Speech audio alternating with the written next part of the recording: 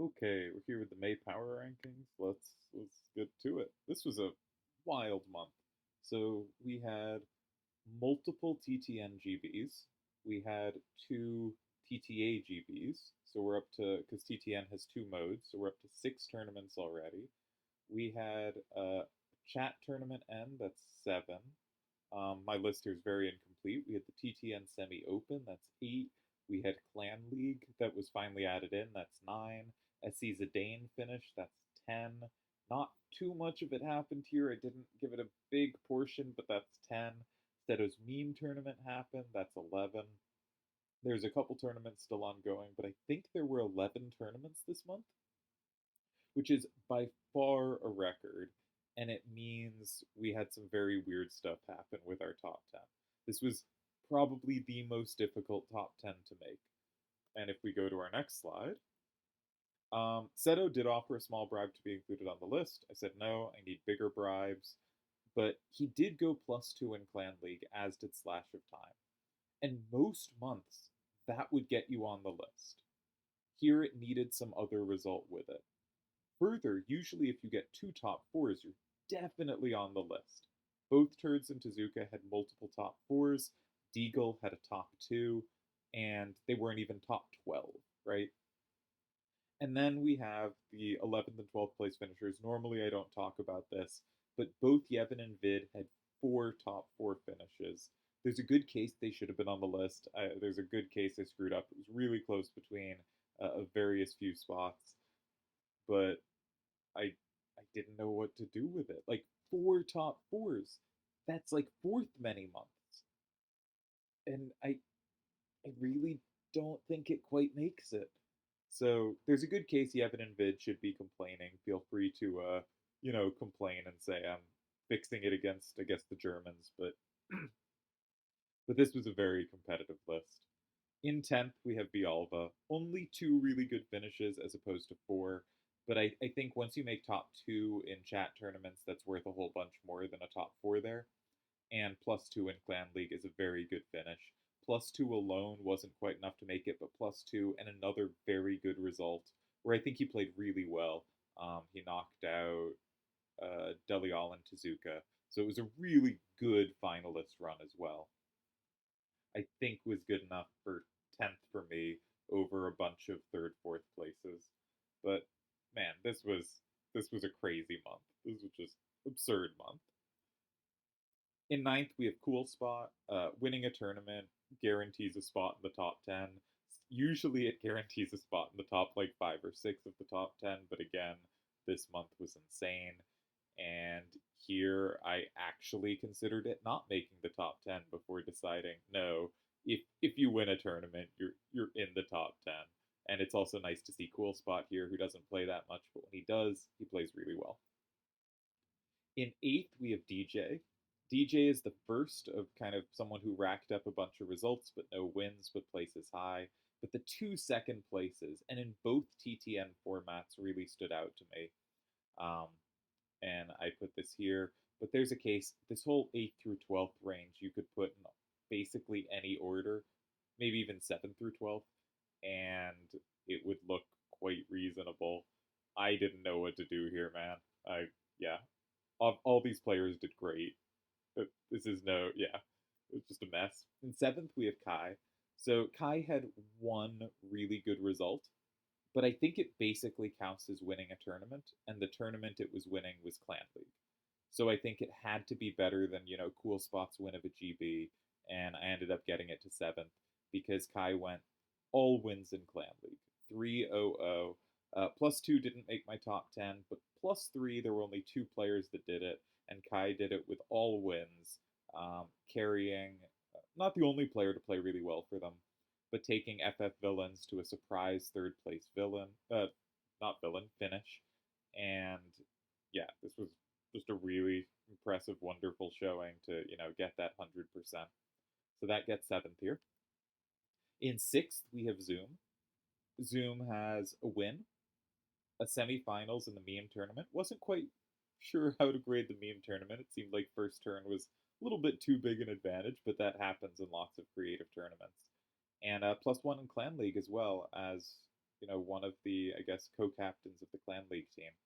So really nice run from Zoom and a whole bunch of competitions, and the win really pushes him up the list. He also got third in Zidane, which technically, like, he didn't get any of the wins this month, and I've sort of, because Zidane got so spread out, been unclear which months to give credit. But if it wasn't obvious that Zoom was ahead of 7th through 13th, I think having that come in makes it clear and makes there a case that he should be even higher. In fifth, we have Addy. Again, not sure how to treat the meme tournament, but he also got +3 in Clan League. He's the only other person with a serious case, I think, for MVP of Clan League. And so that's, one win in a kind of silly tournament, but then arguably a win in the most serious tournament besides Zidane. Uh, I initially had him on fourth here. You could have him fourth. He was clearly a fourth, fifth place finisher, I think. Then we have Akiyama, who is the first person who ran up 4+ good results, including a win. He has a win, he has a runner up, consecutive fantastic GB results. He has a chat tournament or weekly open semis. He has another tied third, fourth. He has a good +1 in Clan League. Is he that much better than 12th? Right? The difference between him and someone like Yevon, who didn't make the list, is they both had 4 top 4s. You turn 2 third places into a win and a runner up, and you add a +1 in Clan League, and that's a real difference. But it's not an enormous difference. So this is to say, like the 4th through 12th range was all like there's a real gap there, but it's still kind of fairly close and all similar, and that made it really difficult to parse out how I wanted to do the rankings this month because there were a lot of tournaments, but a lot of people showed up for those tournaments too. In third, we have Cookie. He advanced to the finals of SE Zidane. He won the finals. He won the grand finals. This is the only like Zidane focused spot on the list, and he wins Zidane. There's a good case for him at number one, but actually our top two just competed in so many tournaments, doing so well. The last sentence here doesn't really make sense in the write up, but yeah, if the top two hadn't done extraordinary things, I would have had Cookie higher. But this is not supposed to be like obviously I credit major tournaments highly in these power rankings, but it's sort of supposed to credit all the things that are happening. And I didn't want, one tournament to outweigh a whole bunch of really good results. Now, I don't think I gave Cookie enough credit over the course of Zidane for his run. I didn't have a good way to give credit to people in losers bracket, so I wish I had done better there or found a better way to do that. But I think for this month, it is correct. Each individual month, I feel like I got right. Just in total, it didn't add up to the right thing. Second, we have Delial. Now, Deli had an extraordinary month. He won 3 titles this month. I think Delial has the record for most titles in a month. I think he won 4 1 month, but this is way up there for most titles. He also got a tied third, fourth, a tied fourth, fifth. He got +1 in Clan League, but critically got a clinching win over Brotherhood of Seed to, win Clan League. So huge results there. This is an extraordinary month, obviously. 3 title wins ended up being tied most this month, not clear most. I really should edit before I do my final video. 6 top 4s is a whole lot. This was also Delhi extends his lead for most top 10s made. He has now missed exactly 0 of them.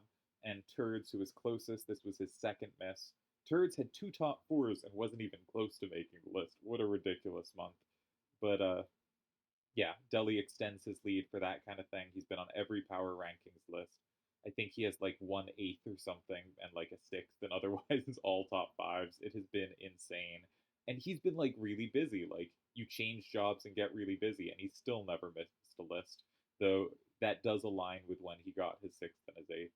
So always extraordinary from Deli All, but not enough to win this month because our number one, having rejoined the site basically 5 6 months ago, made his first power rankings in February with ninth, then comes second in both March and April, now ascends to the top spot with a really unbelievable month because I counted 11 events.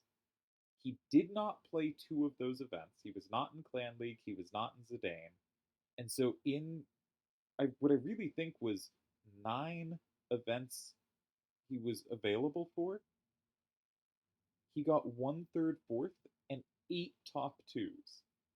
Like out of 9 events played, he got 8 top 2 finishes, including 3 wins. He wins a TTMGB, a TTAGB, and a chat tournament.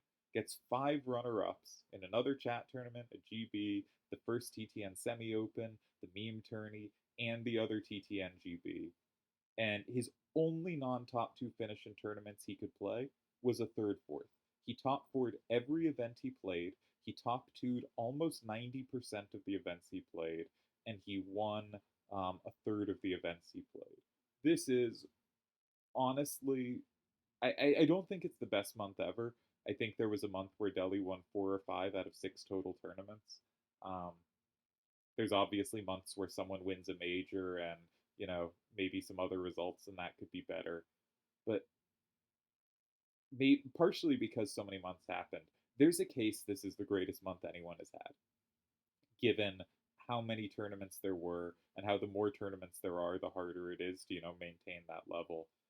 This is a really ridiculous month. I do not like giving credit to Ray. He has informed me his name is pronounced Ray. I will, continue disrespecting him by not doing that. But this is an insane, like, seriously insane month. I don't. It's hard to parse this as anything other than ridiculous. He had 9 events open to him, and he finished. He won 3, finished top 2 and 8, and finished top 4 if you include ties. Top 3 in all 9 events. What the hell is that? That brings us to the Player of the Year race.